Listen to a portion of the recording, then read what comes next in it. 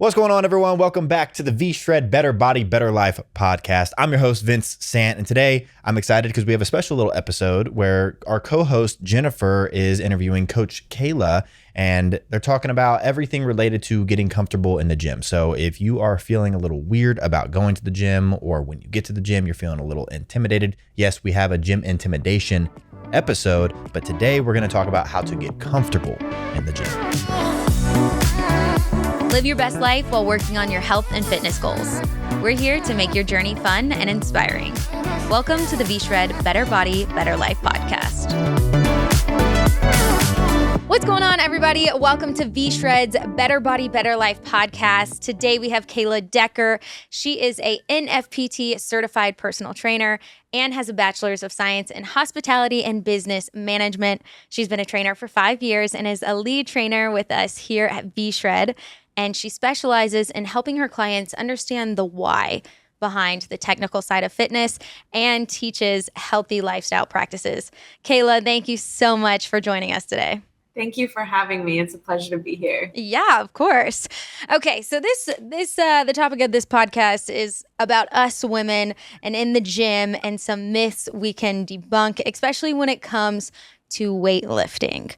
As a trainer, what are some of the benefits of weightlifting? And also, what are some of the things that social media has led us to believe about us being bulky that are not true?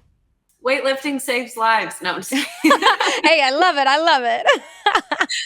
Honestly, weightlifting is such a confidence booster that you don't even know. The second you feel an ounce of being strong, the second you feel like you level up as a woman, like, that case of water that you couldn't carry before, now you can squat it, like it's just so empowering.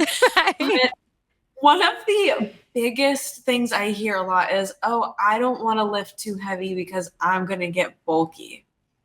I don't know where this stereotype came from. Who started this rumor? We need to get to the root of it. Right. It's like, have you ever picked up something so heavy that you felt like, you had to drop it right away? Did you instantly blow up like a balloon? No, because that's not how it works. Weightlifting, actually, as somebody that's in bodybuilding, if we could just pick up a dumbbell and gain 20 pounds of muscle, I would be set to win all of my shows. But it's a sport. It's a sport for a reason, and it's because it is hard to put on quality muscle. And not only that, but to retain all of your muscle as you continue to lose weight or gain weight or whatever.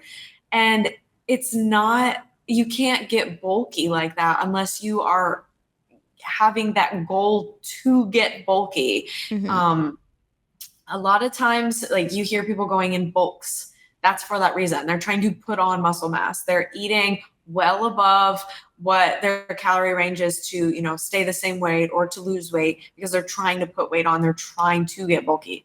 Just because you go to the gym and you start weightlifting does not mean you're automatically going to become a She-Hulk. But it's going to help you a lot to put on lean muscles so that as you lose weight, you get that toned look. You can't expect to lose weight and look toned if you don't have any muscles to back it up. It's like if you were to have a sheet and you start pulling the sheet in closer around a pole. It's just going to look smooth if you have it around the pole. However, if you start to put like duds or something to create something on the pole and you pull it back, then you're going to see the definition pop through. It's a lot like our bodies. As you lose that fat around your bones and around your muscle, everything, it's going to pull it in tighter. And if you have muscle there, then you will look toned. If you don't, then you're going to be skinnier, but you're not going to have that toned look that you want. And that's what we as women refer to as skinny fat. It's when you're skinny, but you poke them and it's just like pudgy. Like there's no muscle to back it up. So you're not going to get bulky just because you lift weights. If anything, you're going to speed your metabolism up because the more muscle you have, the faster your metabolism is as well. And You're going to prevent injuries a lot better because the more muscle you Yes. have, the less easy it is to get injured. And you're going to see the benefits of getting toned as you lose weight. Mm-hmm. It's just as simple as that. Oh my goodness. I mean, I know that like when I'm doing leg day, I always say in my head, Carrie Underwood lifts heavy weights, and I want her legs so bad. Yeah. Like that butt that all these girls want these days, that's made in the gym. That is made for weightlifting. It's definitely made with too, but you have to have the muscle there to back it up 1st. You can't just wish your butt to get bigger, and you can't go and do things like cardio where you're just, walking. Anyone can walk. You're not going to build anything from that. So think of it like Legos. Oh, you have great analogies. I love this. Now, speaking of building, how important is setting goals and coming up with a good plan that's also practical for women? So important. One of the very first things I ask any new client is their short-term and their long-term goals, because without it, you're going in blind and you're more likely to give up. If you sit there and write your goals down and actually picture where you want to be, you're more inclined to follow through. It's really easy to sit here and say, oh, I hope that I'm skinnier in five months. Okay, well, what does that look like for you? How much weight do you want to lose? Why do you want to lose that weight? How many pounds are you planning per week? What's your current plan to achieve that goal? First, you need to write the goal down so you can envision it, and then write your story in between. Otherwise, you can't. It's like reading the beginning of the book and then the end of the book without any of the in between. It's all in the details. You need the details of the full story. Okay, and as for someone, if they don't have a plan, they're not a fitness expert, what are some resources you recommend to getting a custom, unique plan built for you? Here at V-Shred, we have custom plans anywhere from workout plans to diet plans. And as you were saying earlier, 80% of the nutrition is what's going to get you to your goals. So having somebody to create the custom diet plan for you is going to be so important. What makes V-Shred so different is that you get to also work with a coach while you're doing that. So if you wanted swaps, if you wanted different meals, or you're craving something and you want it worked into your plan, you don't need to figure it out yourself. You can ask your trainer, they can do it for you, and they can explain why they're doing it. So that way this can become more of a lifestyle for you. And in the long run, you're able to do it yourself as well. A lot of it's overlooked. A lot of women, they're women that are moms who have busy jobs. So I think with, like you were saying at V-Shred, they come up with a custom meal plan and a custom workout plan, right? That's an option you can select. So that way it's done for you. Absolutely. And, I get clients right now that they're just like you said, moms, and they have busy schedules and they only have 20 minutes a day. And I can simplify that into, 3 workouts a week. So being able to give your trainer access to give you a custom training plan is really important, because it's tailored to not only your goals, but your lifestyle, versus our workout plans are also really awesome, but they're not specific to you and your schedule or specific to you and your goals. They're going to give you great workouts and they're definitely going to help you along, but there'll come a point where you'll need something custom to you as well. Well, yeah, just like you said, they're custom plans, but they don't have a custom time. You can do them at any time of day or any time of night, which is beneficial because, every day is different. So not every day looks the same. Absolutely. I want to talk to you about recovery, because recovery is so important. A lot of people think that, you can just go and grind every single day, but tell us how important recovery is and building in recovery days in your workout plans, how important they are. Well, firstly, creds to whoever wants to go every single day. I'm sure you're exhausted and That is awesome. I'm tired thinking about it. But you're going to burn out eventually. Mhm. And how to prevent the burnout and how to keep going without burning your body out in general is to give yourself a few rest days. There's a misconception that, at least with my clients, a lot of them, is that weekends are freebies. So they'll take both days off from the gym, both days off from the diet plan, and it just doesn't work that way. I mean, I've been guilty of doing it, but I know it's not as In the effective. beginning of my journey, I definitely did that too. But your weekends are still a day of the week. So it doesn't really matter. You should be following both. However, you should be taking a few rest days. When I have a brand new client that's brand new to working out, they don't really get active often, I always tell them to start out with 3 days a week and to spread them out. You don't want to do them back to back. You want to give your body a chance to recover. So that way even if you're sore, you can still operate the next day. Doing something like an every other day type of deal. And then working yourself up as your body becomes accustomed. I suggest no more than 5 days a week for a workout split, because then you can give yourself 2 rest days during that week and you can spread them out. So you work out 3 days in a row, rest on the 4th, and then you work out 2 days, rest. Or you work out 2 days, you rest. But you want to implement them where it'll make sense. So if you're not doing, let's say, a full body workout, and you split your days into like an upper body day and a lower body day, it would be ideal to give yourself a rest day after that, because you basically did full body. Give your body a chance to just rest for a second and then repeat it. If you wanted to divide it further into like different muscle groups, then do it accordingly. So that way on that 4th or 3rd day, if you're sore, you're giving yourself a chance to rest. If you're pushing through that and your muscles are fatigued, it's not going to be as beneficial as what you're thinking it will be. Your body's probably going to hate you. Yeah. Now, what about active recovery? Or are there any daily lifestyle habits that you can implement in your life, especially, being a woman? It would be like active recovery, like going on a walk. Would that be beneficial? And by rest days, I don't mean rest from activity. I mean rest from the weightlifting, because weightlifting is the act of tearing your muscles. That way they regrow stronger. So you need to give your body time to repair those muscles. If you're walking, that's just daily activity. That's great. That's good for your heart health. It's good for blood circulation. It's just good for you in general. So you can definitely do cardio-based workouts on your rest days. In fact, I suggest it. It just gives your body more activity and it'll help you burn more calories. But for someone who is only doing body weight workouts, do they still need rest days? Yeah, you're still strengthening your muscles. So you're still doing the act of tearing. So even body weight, you're putting your muscles under pressure.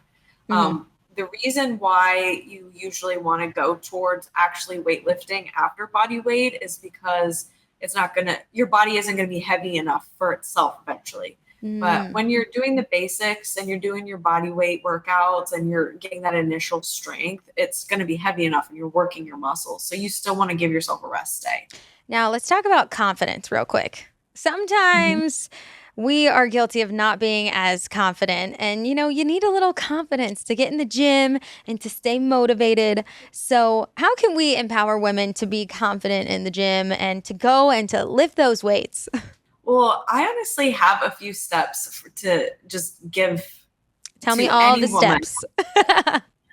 Well, firstly, and most importantly, okay, put your ego aside. I know, easier said than done, especially for a lot of women like myself. Put your ego aside. Yes, you know so much. You really do. And I'm sure that you are a master in one skill. But if you are brand new to a gym, or even if you're not brand new, be open to learning from others and accepting critique. Now, don't get me wrong. If you're in the middle of a workout and someone comes up and tries to mansplain to you and you weren't really doing anything wrong, absolutely stand up for yourself. Yes. But if somebody's coming up to you and says, hey, I noticed that this part of your form it could be better. Or, hey, I noticed that on these glute kickbacks, it looks like you might feel these in your back a little bit more. And you could say, yeah, I guess I do. It's like, well, here's some tips that will help me. A, you probably are going to make a friend right there. So take it. Yeah. And B, you're only going to get better from that. So be open to people approaching you, or be open to just putting your ego aside and accepting critique from others.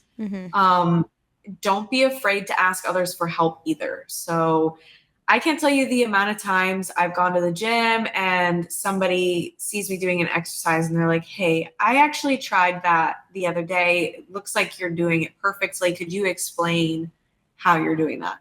I have no problem helping. In fact, I'm like, oh yeah, sure. Thank you for the little compliment there. So don't be afraid to ask people, or even if like you need somebody to spot you, if you're, lifting a weight that might be a little too heavy, just asking somebody to stand there and make sure that you'll be okay with it. So that way you can push yourself, or needing ideas on exercises. If you go to a gym and you walk up to the front desk and you're like, hey, I'm new, don't really know what I'm doing, I just want a few exercises. 9 out of 10 times, the trainers there will give you some tips. And especially if you say that you might be interested in training with them, they'll definitely help you out. So don't be afraid to ask. Encourage other women.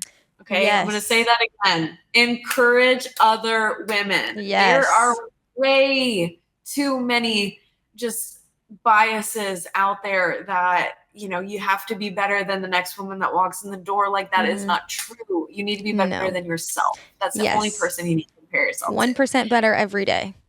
Yeah. I try to smile as much as I can at other women, just passing them in the gym, because that makes a difference versus just walking by and seeing.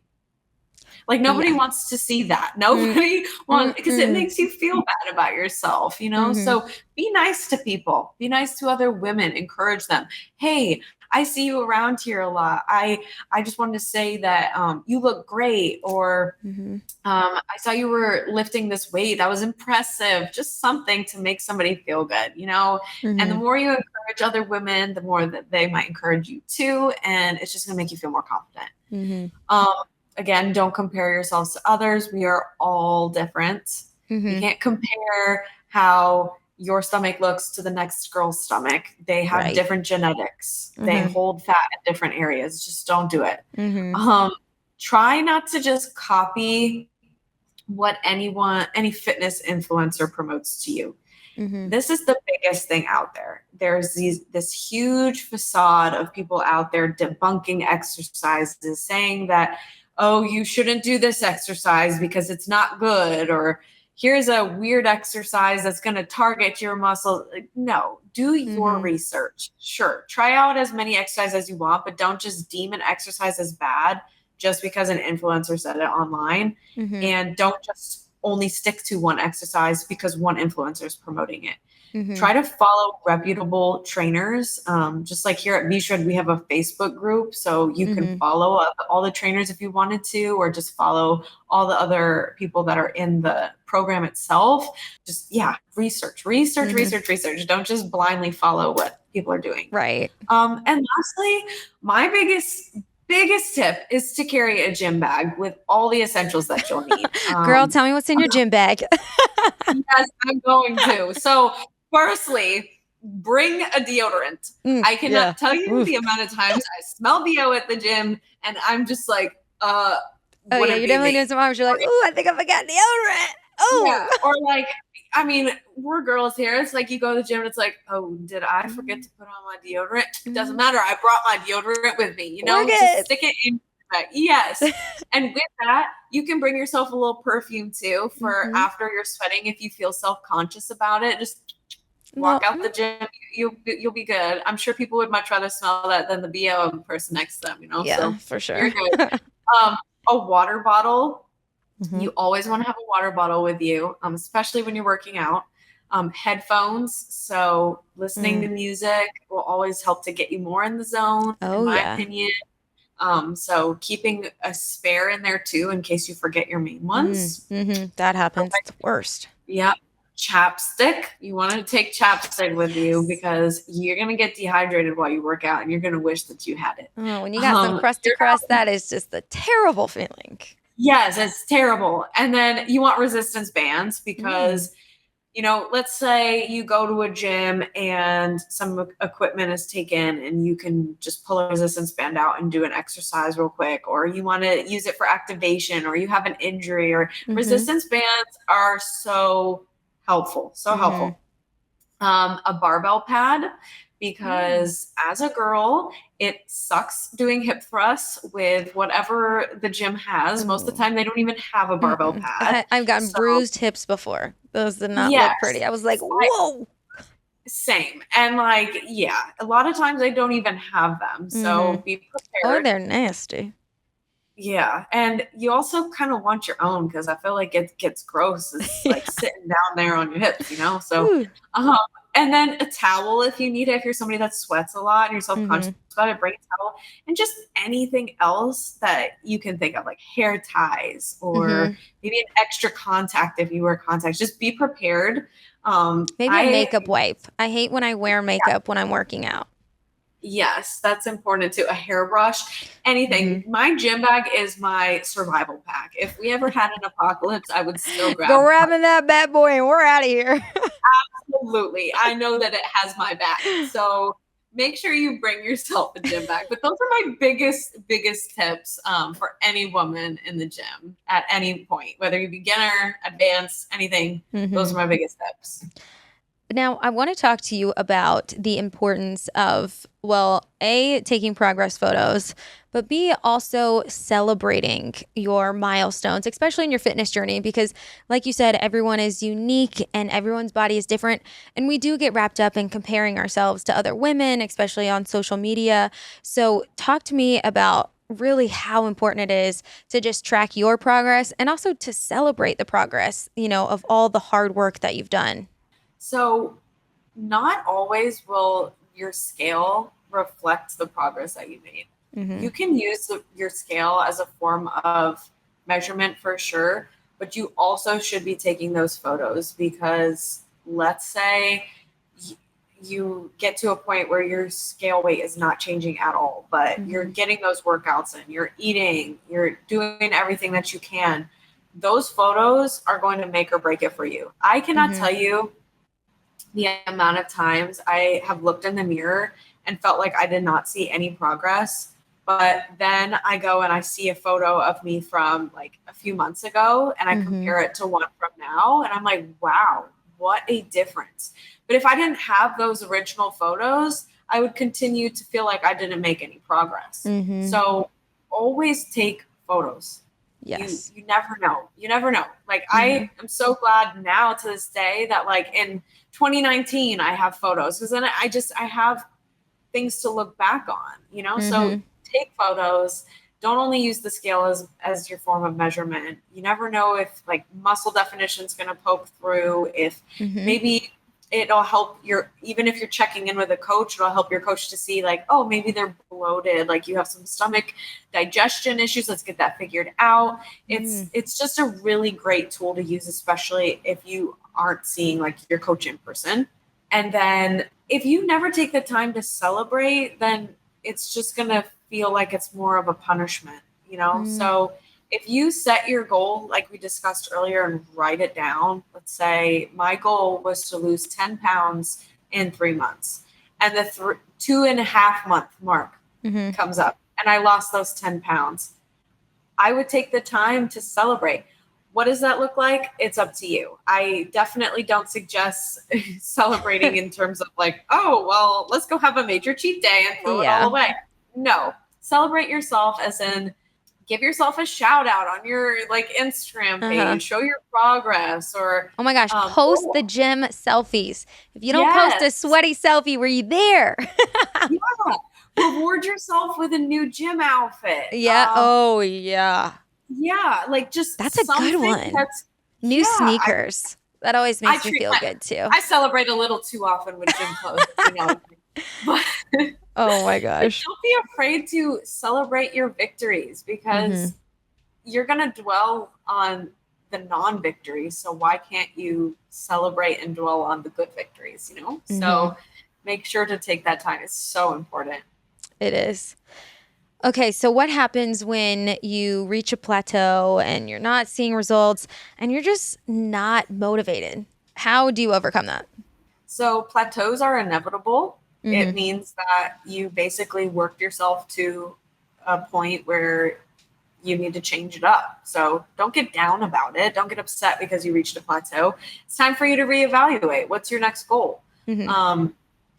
If you should only be in a weight loss phase for about 3 to 4 months, and 4 months is pushing it, because you need to give your body a chance to refeed, to give it what it actually needs to be healthy and copable and sustain the weight loss that you actually gave it, instead of continuously eating lower amount of food to where you might end up binging and things along those lines. So 9 out of 10 times, if you're at a weight loss plateau, it's time for you to reverse diet back up to maintenance. So if you have a trainer, just talking that through with them, what that looks like.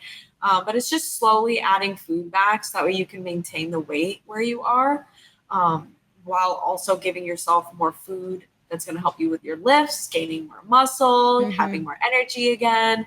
And then after you're there for maybe another 3 months, you can drop back down to a weight loss phase and continue to chase after weight loss. Or it's the same way if you wanted to put on muscle and gain weight, you know, it's just the other way around. So there's always going to be plateaus, and it is an accomplishment in itself to know that you reached a plateau, because it means that you pushed yourself as hard as you could. And now it's time to start a new goal. Plateaus don't need to be labeled as a bad thing by any means. Agreed. Okay, and then lastly, woman to woman, as a female trainer talking to the women listening to this podcast, what are your 3 tips for women in the gym feeling beautiful, confident, and, you know, to get their workout in?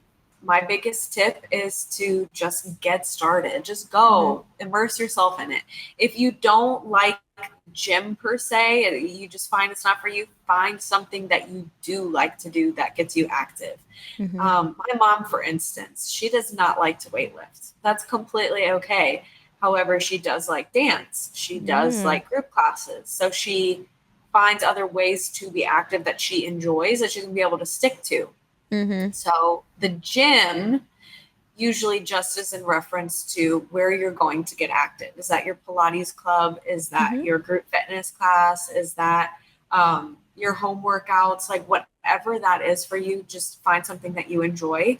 And lastly, just track it all, write it all down, take all the photos, and let yourself actually get into it. Don't give up before you see your progress. How long would you tell that to someone? How long would you say to track, you know, before they could see progress? Like at what point do you like not give up? Is it after, you can't give up after 3 days. You can't give up after a week. What is that? What does that timeline look like? Like it takes 2 weeks to build a habit, 3 days to break one. Get to that 2-week mark, see where you're at. And then if you're still not seeing the results you want, find help. And just like here at V-Shred, we are here to help you. If you know you still are set on doing it yourself, try to reassess what you're doing, mix things up. It doesn't need to be a this way or the highway. Think of it as a journey, and something that's going to better you. Because if you don't take the time to better you and really sit down and solidify everything you want to be, then it's not going to turn out the way that you want it to be. Agreed. And I'd like to add, for women, give yourself grace.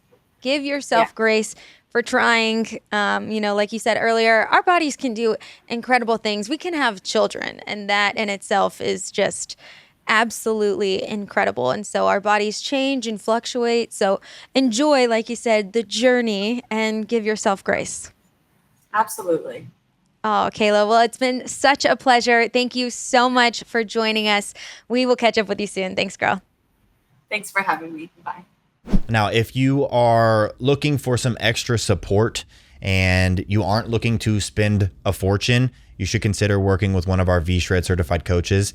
We'll figure out your macros. We'll figure out your calories. We'll figure out what your custom meal plan will look like. And yes, we'll make sure that it contains your favorite foods. And basically all you do is you let your coach know what you like, what you don't like, because when we say custom, we mean it. And you get unlimited emails, you get weekly check-ins, you get access to our brand new coaching app where you can message them at any time about anything with any questions. Our coaches are here to help you reach your goals, and they care about your success.